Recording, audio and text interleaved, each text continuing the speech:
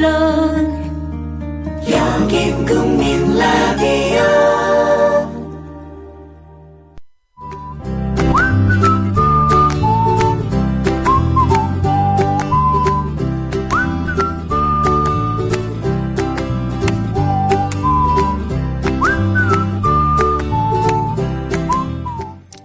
과학적 측면에서 시신이란 단백질에 불과합니다. 모든 생명활동이 끝난 상태라서 대화도 할 수 없고 서로 간의 포옹도 불가능합니다. 그러나 우리는 시신에 대한 예의를 소홀히 하지 않습니다. 거기에 그와 함께한 기억들이 저장되었기 때문입니다. 그의 과거에 나도 포함되었기 때문에 경건해지는 겁니다. 모르는 사람의 경우도 넓게 보면 마찬가지입니다. 세월호 희생자들을 어떻게든 다 무트로 모셔와야만 합니다. 유족들의 아픔뿐 아니라 그게 인간으로서의 도리이기 때문입니다. 거부하거나 태만하다면 인간이 아니라는 제 확신을 말씀드리면서 오늘 순서 시작합니다.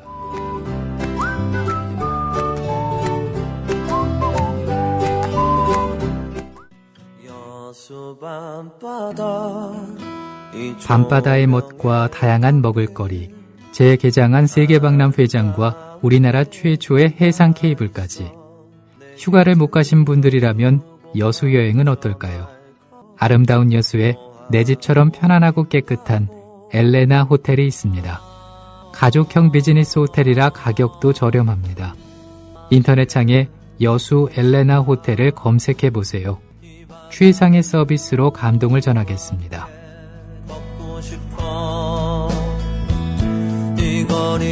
조합원 예약 시 판매 금액의 10%는 국민TV에 후원됩니다. 예약 문의는 지역번호 061-651국에 6671번으로 하시면 됩니다. 여수 엘레나 호텔. 회식 후에 고고. 안전하게 고고. 집에 갈 땐 고고. 회식 후에 안전하게 집에 갈 땐 고고 대리운전. 말로 거는 대리운전. 고고 대리운전. 1636 누르고 고고 대리운전. 네네, 고고 대리운전입니다. 이젠 누르지 말고 말로 걸자고요. 말로 거는 대리운전. 고고 대리운전. 엄마, 손아들지는 안 돼요. 말하는 전화 문의는 1636 누르고 말하는 전화라고 말해주세요. 고고 대리운전 수익금의 일부는 국민TV에 후원됩니다. 나이 들면서 몸에 좋다는 거 하나씩은 드시죠? 저는 새싹 땅콩차를 얼마 전부터 먹습니다. 바로 두 가지 성분 때문인데요. 그건 바로 새싹 땅콩에 들어있는 다량의 레스베라트롤과 아스파라긴산입니다. 레스베라트롤은 심장질환 예방, 세포 노화 방지, 각종 암의 개시, 촉진, 진행, 전 단계를 차단하는 화학적 암 예방 효능이 있음이 세계의 석학에 의해 네이처지와 사이언스지에 기재됐죠. 그리고 아스파라긴산이 콩나물에 10배 가까이 들어있어 술자리 좋아하는 제겐 필수 보충 성분이기 때문입니다. 두 가지 성분 때문일까요? 새싹 땅콩차를 마신 뒤부터 술 먹은 다음날 숙취, 붓기가 훨씬 덜하고 불편했던 몸이 훨씬 편해졌습니다. 그리고 저만의 부작용인지 아침에 그게 우뚝 그리고 중요한 건 맛도 좋습니다. 속상한 일 많은 요즘 이런 때일수록 몸 생각하셔야죠. 술꾼에겐 필수, 속상한 당신의 몸엔 새싹 땅콩차. 구입문의 070-8635-1288 070-8635-1288. 홈페이지는 한글전창걸.com으로 찾아오세요. 더위와 밤샘 공부에 우리 아이가 하루 종일 피곤한가 봐요. 집에서 잘 때라도 편안하게 푹 잤으면 하는데. 이제 우리 아이 방을 자연 휴양림으로 만들어주세요. 피톤치드 캡슐 톡톡. 강력한 천연 항균은 기본. 피톤치드의 향기로움을 더해 기억력과 집중력을 향상시킵니다. 베개에 톡톡, 이불에 톡톡. 피톤치드와 함께 편안한 잠자리 톡톡. 검색창에 네이처 아이를 검색해보세요. 전국 약국에서도 판매 중입니다. 아참, 수익금의 일부는 국민TV에 후원됩니다. 참고하세요.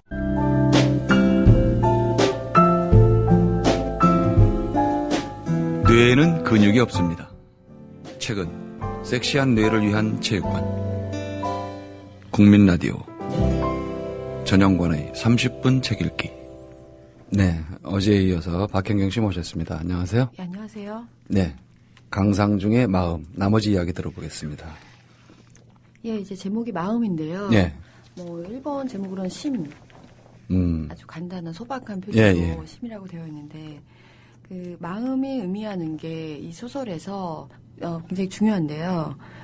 제가 지난 시간에 말씀드렸지만 선생님과 어떤 학생이 계속 이메일을 통해서 메일을 주고받으면서 네, 진지하고 성실하게 이거 제 마음을 좀 봐주십시오 하라고 말을 걸었고 거기에 응답해서 선생님은 너무 또 성실하게 있는 그대로 이제 보여주잖아요.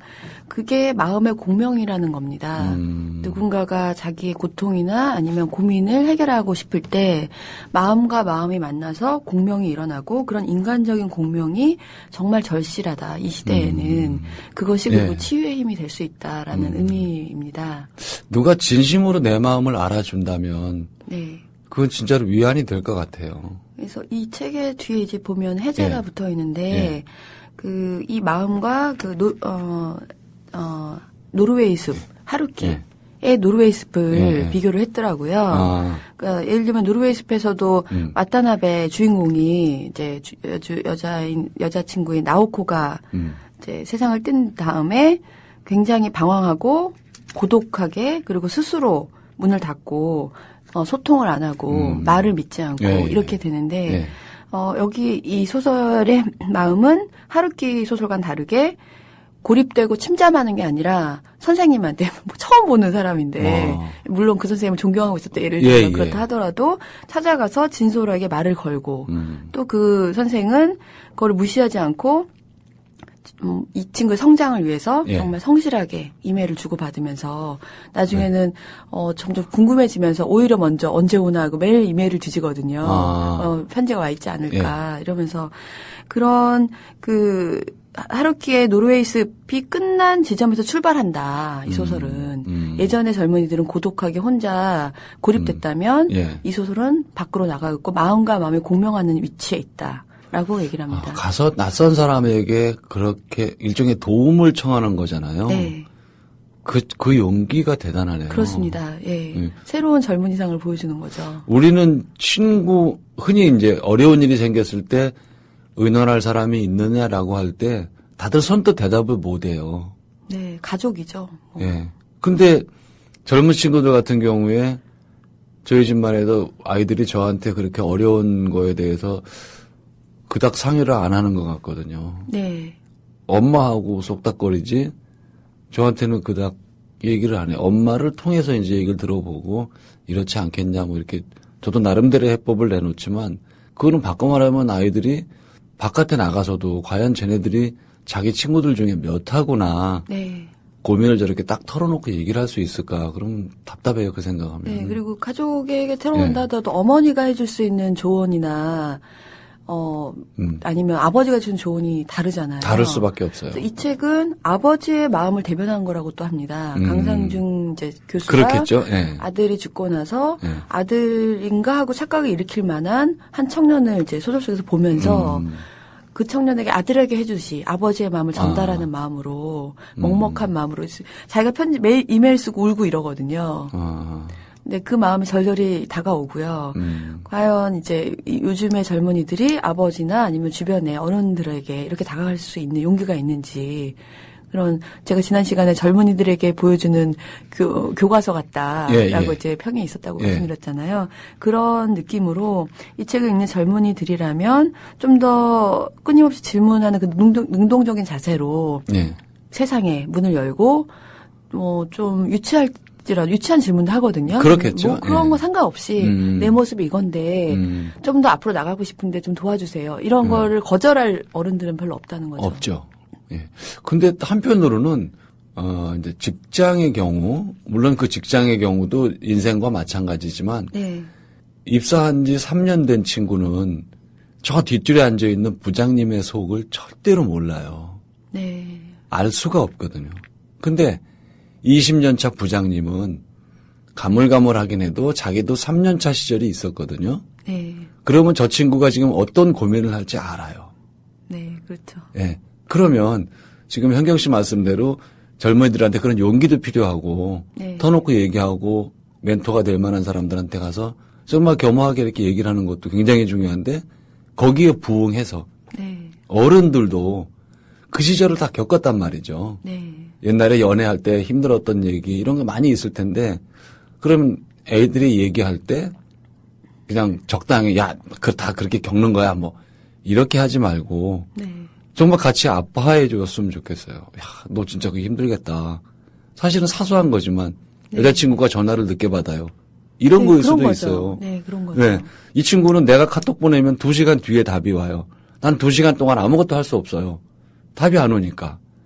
그럴 수 있어요. 네. 그러면 그 본인도 연애할 때 그런 일이 있었을 건데 편지 보내면 3일 만에 답이 와야 되는데 일주일이 지나도 답이 안 오면 전전긍긍 일을 못하고 공부도 못하고 그랬을 건데 자식이 그런 걸 막 남자가 대범해야지 이렇게 하고 탁 잘라버리면 그 친구는 다시는 와서 질문을 못 할 거예요. 네, 실제로도 이 책에서도 네.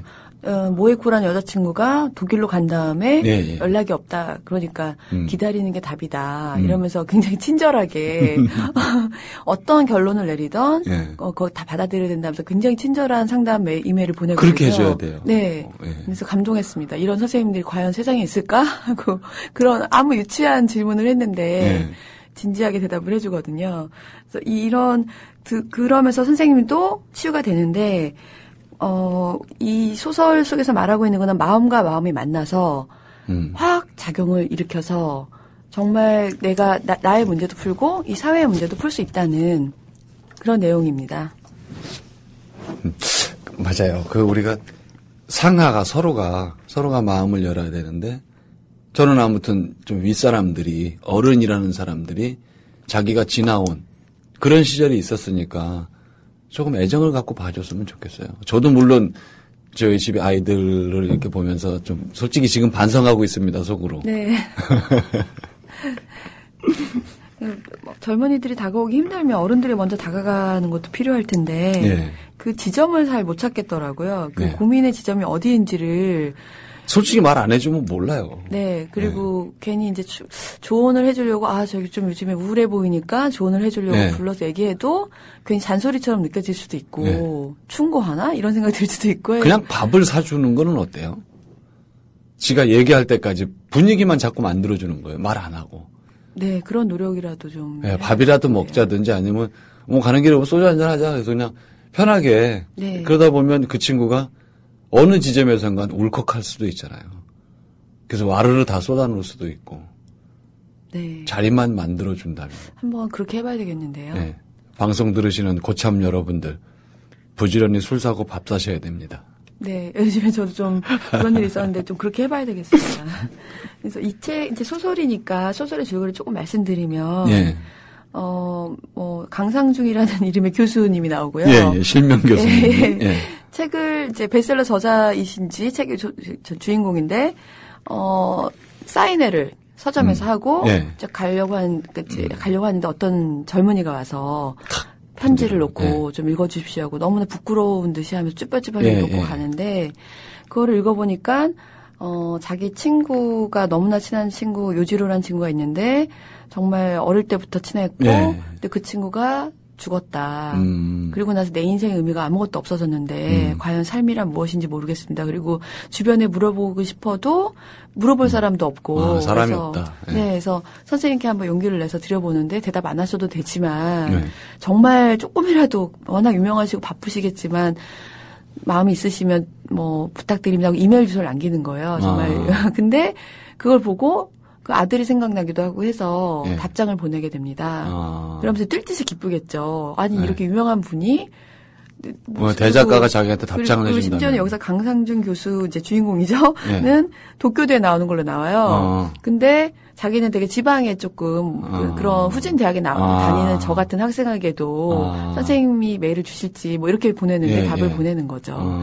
그리고 시작이 되는데 처음에는 친구가 죽어서 그리고 죽음을 부정하고 싶어서 굉장히 자기가 그 친구의 마무리를 잘 못해줬다는 죄책감으로 시작했는데 얘기가 메일을 몇 번 주고받다 보니까 여자친구가 끼어있는 거예요. 아하. 두 명이 동시에 사랑한 모에코라는 여자친구가 나오는데요. 같이 대학 동창인데 그 모에코라는 친구는 귀국 자녀라고 이제 표현이 되어 있는데요. 네. 독일에서 출생했고 아버지가 동문학자다 이렇게 네. 나오는데 그래서 일본에서 계속 자란 친구 같지 않게 굉장히 이국적인 외모를 갖고 있는데요. 여기 이제 소설에 보면 뭐라고 표현이 되냐면 그 장리꼬다르의 내 멋대로 해라에 나오는 주인공 진세버그를 닮았다. 짧은 머리 하며 오똑한 이마 하며 그런 이미지만 생각해도 굉장히 생기 발랄하고 멋진 여자잖아요.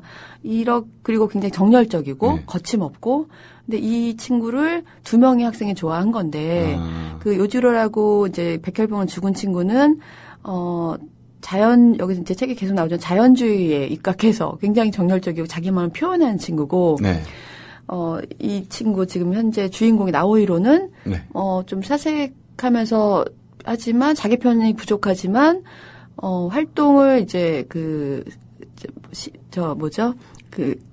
죄송합니다. 서핑이란 말이 안 들려요. 서핑을 주로 하는 친구예요. 그리고 별로 고민도 없고, 혼자 고민하고 별로 얘기를 안 하는 친구인데, 두 사람이 동시에 좋아하면서, 지난 시간에 말씀드렸지만, 요지로가 죽으면서 이 쪽지를 좀 고백하는 쪽지를 전해줘라고 했지만, 전해주질 않았고, 그래서 모에코하고도 더 이상 나가지 못하고, 요지로에 대한 죄책감 때문에 괴로워하는 게. 이러지도 저러지도 못하는 그런 거를 선생님한테 또 털어놓습니다. 그래서 선생님이 그거에 대해서, 그거는, 요지로는 꼭 당신을 시험하려고, 너는 걔를 만나지 마라든지 어떤 마음을 너의 우정을 시험하려고 보낸 건 아닐 거다. 이런 친절한 메일을 몰랐을 수 있겠어요. 그죠? 네. 근데 너가 나의 가장 친한 친구니까 내 마음을 너라도 좀 듣고 내가 죽기 전에 고백할 곳이 너야. 이런 의미일 수도 여러 가지가 있잖아요. 그러면서 나오히로가 친구의 죽음을 어떻게든 극복해보고 의미를 찾아보려고 말씀드렸지만 시신 인양 구조하는 데스 세이빙, 라이프 세이빙이라고 해야 되는데 거기 일에 참여하게 됩니다. 그러면서 자원봉사죠. 그런 활동을 하는데 그 활동을 하면서 또 한 번 대규모의 죽음을 친구의 죽음 이외에 대규모의 죽음을 맞이하면서 정말 이런 무의미한 죽음과 삶 사이에는 어떤 관계가 있으며 친구의 죽음, 개인적인 죽음과 일단의 죽음과의 관계에서 굉장히 고민을 하는데요. 그 부분을 잠깐 읽어드리면 이제 내가 하고 있는 이 구조가 무의미한 것 같다. 시신을 구조해도 가족들이 기뻐하지 않는다든지 고마워하지 않는다든지 그리고 굉장한 그 스트레스 장애에 시달리거든요. 외상후 스트레스 장애라고 해야 되는데 밥을 못 먹고 구토를 하고 잠이 안 오고 이런 이제 장애에 시달리는데요. 이런 의미 없는 일을 내가 왜 하고 있는 건지 고민을 털어놓는데 선생님이 이렇게 대답을 합니다. 나오히로군, 매체에서 보도되고 있는 피해 지역의 양상을 보면 좀 이상하다고 생각하지 않습니까? 텔레비전 화면에도 신문이나 잡지의 사진에도 주군이의 구체적인 모습은 하나도 찍혀있지 않은 것을. 그러니까 나오히로 군이나 동료들과는 달리 현장에서 멀리 떨어져 있는 우리는 은폐된 죽음 아니면 깨끗하게 소독된 죽음밖에 보지 못하는 것입니다. 그러니 어찌 애도의 마음이나 외경의 마음을 느끼겠습니까? 어떻게 눈물을 흘린다거나 또는 눈을 마주치지 못하고 피한다든가 하는 게 가능하겠습니까? 그 결과 우리는 벌써 5,000명의 죽음이나 10,000명의 죽음이나 다 같은 곳으로밖에 여기지 못하게 된 것입니다. 늘어나는 숫자의 차이에도 눈길을 주지 않게 되었습니다. 이것이야말로 나오히로 군이 맨 처음에 한창 이야기하던 무의미한 죽음이라는 것 아닐까요? 실제로는 그럴 리가 없습니다. 5,000명의 죽음과 5,001명의 죽음은 단 한 명의 차이일지 몰라도 그 사이에는 하늘과 땅만큼의 차이가 있습니다. 그렇게 여겨지지 않는다면 주군이의 존엄 같은 건 어디에도 없는 것이 됩니다. 주군이를 통계적인 숫자로 치환하는 일이 실은 그 둘의 차이를 싹 지워버리고 삶만으로 가득 찬 원래 세계로 돌아가기 위한 것은 아닐까 싶기도 합니다.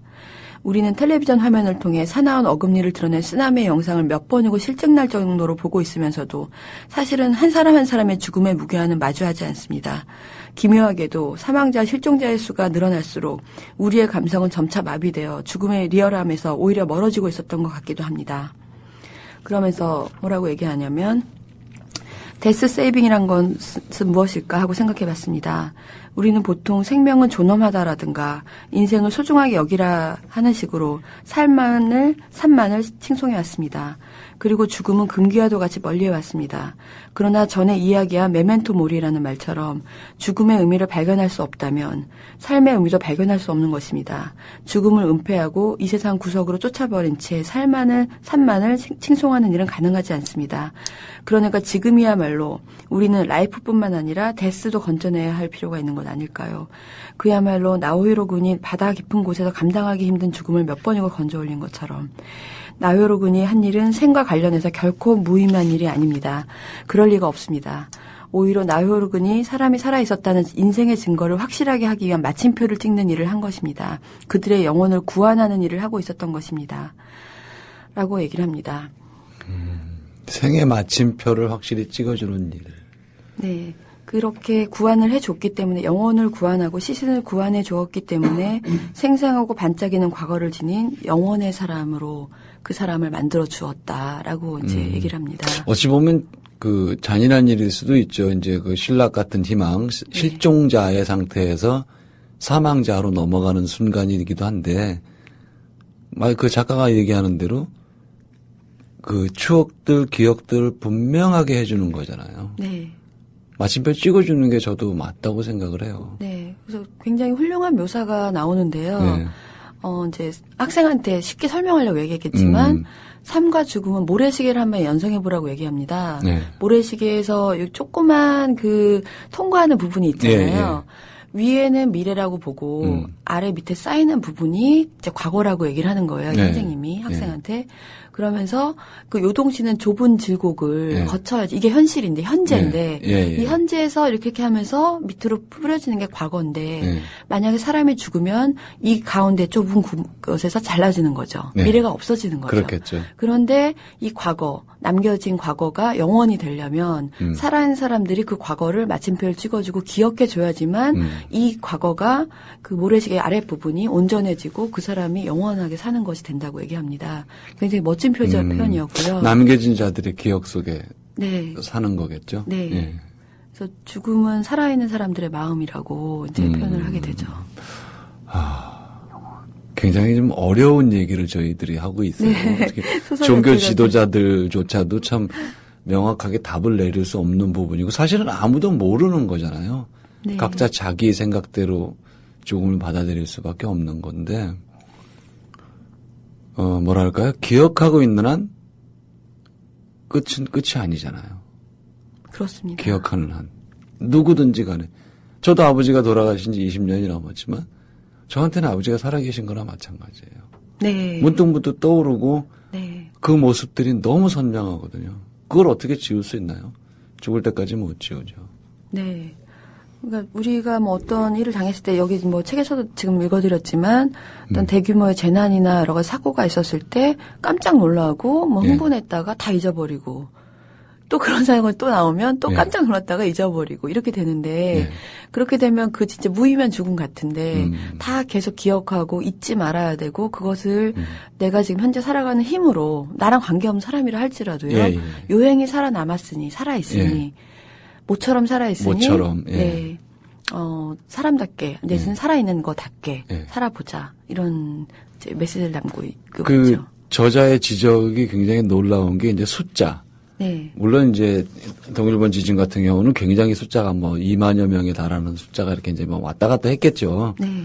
생존자, 뭐 실종자, 뭐 아니면 사망 확인 뭐 이렇게 막 우리도 세월호도 마찬가지로 뭐 304명이다, 뭐 더 있다, 모른다, 뭐 막 말이 많잖아요. 근데 이제 뭐 한 10명 이렇게 됐을 때 10단위로 이렇게 떨어졌을 때 사람들도 저자가 얘기하듯이 그 엄청난 슬픔으로부터 좀 빠져나오는 느낌이 들었어요, 저는. 네. 얼추 이제 건졌다. 네. 삶과 죽음의 얼추가 어디 있어요? 네. 그 사람이 한 명 차이도 하늘과 땅의 차이라고 하듯이 마찬가지인데 저도 또 그 부분에서 잠깐 반성을 했습니다. 아, 나도 혹시 저런 생각을 했던 건 아닐까. 네. 이 정도까지 구했는데, 뭐, 찾았는데, 뭐, 다는 아니지만, 저도 얼핏 그런 생각할 수 있거든요. 네. 무의식 중에 네. 좀 반성을 합니다. 그 부분에 대해서. 그리고 그냥 일반인들 뭐 제 주변인 분들도 그렇고 뭐 친구들 중에서도 그런 사람도 있지만 뭐 세월호 사건 너무 이제 그만 좀 얘기했으면 좋겠다라든지 방송에 그만 나왔으면 좋겠다라든지 너무 심한 거 아니야 유가족들이라든지 뭐 댓글들 보면서 댓글이 여러 댓글이 있잖아요. 네. 보면서 이게 정말 잊고 싶은 건가? 정말 이제 지긋지긋한 건가? 이런 생각이 들면서 좀 제가 서운하더라고요. 이렇게 할 게 아닌데. 그렇죠. 너무 사람들이 지긋지긋해하는 걸 보면서 이렇게 만드는 언론도 그렇고요. 여러 가지 좀 반성을 하게 됐습니다. 저는 언론이 제일 큰 문제라고 봐요. 언론에서 제대로 보도를 했으면 정치권에서 지금처럼 절대 못합니다. 네. 근데 언론이 같이 놀아버리니까 그야말로 엉망진창으로 돌아가는 네, 거죠. 지금 표류하고 있죠. 네. 다 표류하고 있으니까 이거를 어떻게든 이제 해결을 해야 되는데 이제는 남의 일처럼 다 관망하고 있는 거죠. 일반 사람들은 지겹다. 빨리 좀 끝내라. 너무하지 않냐. 이런 이제 루머까지 돌면서 이렇게 대로하고 있는데요. 지금은 뭐 좀 애매하게 돼버렸습니다만 그 얼마 전까지 김영호 씨가 단식하고 있는 상황에서는 저는 제가 무슨 뭐 마음이 물러서 그런 게 아니라 가서 그 양반하고 눈 한번 마주치고 그날 비가 좀 많이 왔어요, 밤에. 네. 그래서 비를 좀 맞고 거기 있다가 집에 들어왔는데 그때 몸살 걸려가지고 굉장히 고생을 많이 했어요. 진도 내려갈 때도 몸살 걸려서 비몽사몽인 상태에서 약을 먹고 이제 차를 몰고 갔는데 그게 제가 무슨 뭐 몸이 허약해서 그렇다기보단 마주치는 순간 제가 마음이 무너졌어요. 어떤 식으로든지 표현할 수 없는. 그래도 명색이 글쟁이라는 저도 그 눈빛하고 그 얼굴을 표현할 방법이 없어요. 너무 슬프고. 그런 분들은 뭐 차후에 이제 또 지금 뭐 단식을 이어가는 사람들도 있고 여러 가지 경우가 있으니까 광화문 광장에 한 번씩 가보시라고 권하고 싶어요. 네, 현장에 가봐야지만 아마 느낄 것 같습니다. 진도 체육관에 가서 하루만 주무시고 오셔도 생각이 바뀝니다. 그래도 무거운 얘기를 하네요. 네. 그래서 여기 마지막에 강상중 교수가 저자이자 책에서 마지막으로 하는 말이 있거든요. 네. 편지를 마지막 이메일을 붙이지 못하는데요. 네. 이제 너무나 마음이 잘 통하는 마음과 마음이 운명을 했는데, 이제 아까 소설 얘기 잠깐 더 진행되면 결국은 모처럼 살아있기 때문에 고백을 하게 돼요. 연극 중에 이제 주인공 맡게 돼요. 요지로의 추모 공연이었는데 모에코가 각본을 쓰고 이제 기획을 해서 이제 주인공이 됐는데 나오히로가 마지막에 대본을 안 읽고 고백을 사실은 해버리는 제가 제 친구가 이랬고 저랬고 하면서 이런 일을 하면서 데스 세이빙, 라이프 세이빙 얘기를 하면서 죽음과 삶에 대해서 얘기를 합니다. 그리고 친구가 모처럼 살았으니까 좋아하는 사람 고백해라고 꿈에서 얘기를 했기 때문에 이 자리에서 고백하겠다고 관중 앞에서 이 극을 쓴 그 작가를 사랑하고 있다라고 얘기를 하고 그게 끝나고 나서 둘이 막 손잡고 이제 막 기뻐하는 게 나오거든요. 그러니까 이게 뭐 굉장히 감동적이기도 하면서 정말 저렇게 하면 좋겠다라고 생각이 들죠. 근데 산 사람은 살아야 된다는 뜻이네요. 냉정하지만. 네. 그리고 나서 이 모에코는 원래 독일에 남자친구가 있었거든요. 그래서 이 친구가 고백을 한 다음에 다시 한번 자기 독일에 있는 친구 마음을 확인하러 갔다가 이제 돌아오게 됩니다. 정리하고 돌아오네요. 그럼 두 사람은 어쨌든 해피엔딩이 되는 거예요. 네. 친구의 죽음을 통해서. 멋있네요, 그거. 그 장면. 살아냈다. 열심히 잘 살고 드디어 여기에 와서 천국에서 너를 만났다. 네, 그렇게 보고하고 싶습니다. 저도 열심히 살고 아버지한테 가서 혼나지 말아야 되겠네요. 네. 자, 오늘 강상중 교수의 마음, 박경영 씨 소개로 재미있고 감동 있게 들었습니다. 오늘 고맙습니다. 감사합니다. 네. 삶과 죽음에 관한 잠언들이 많습니다. 죽음을 하나의 현상으로 대할 수 있을 때는 이런 사유들에서 우리가 위안을 받습니다. 사랑하는 사람이 갑자기 세상을 떠났을 때도 이와 같을까요? 아마 다를 겁니다. 그간 자신이 잃고 밑줄 쳤던 부분들이 전혀 쓸모가 없습니다. 죽음으로 인한 슬픔의 강물을 막아줄 댐 세상에 없습니다.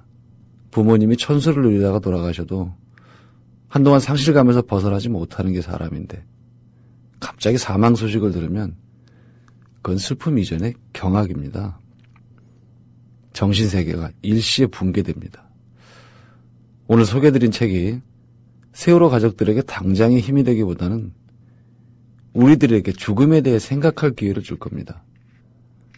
슬퍼만 해서 될 일도 없고 또 분노를 제어하지 못하면 더 불행한 일이 생깁니다.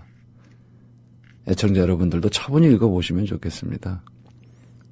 죽음을 피할 수 없지만 준비할 수는 있습니다. 자신이 떠나는 경우에도 남겨지는 사람들한테 위안을 줄 그런 힘이 생길지도 모릅니다. 제 나름의 준비를 말씀드리자면 평소에 사랑한다고 말하는 겁니다. 자주 포옹하고 서로가 등을 두드려주는 겁니다. 죽음이라고 하는 그 이별은 순서가 없고 예고도 없기 때문입니다. 지금까지 전영관이었습니다.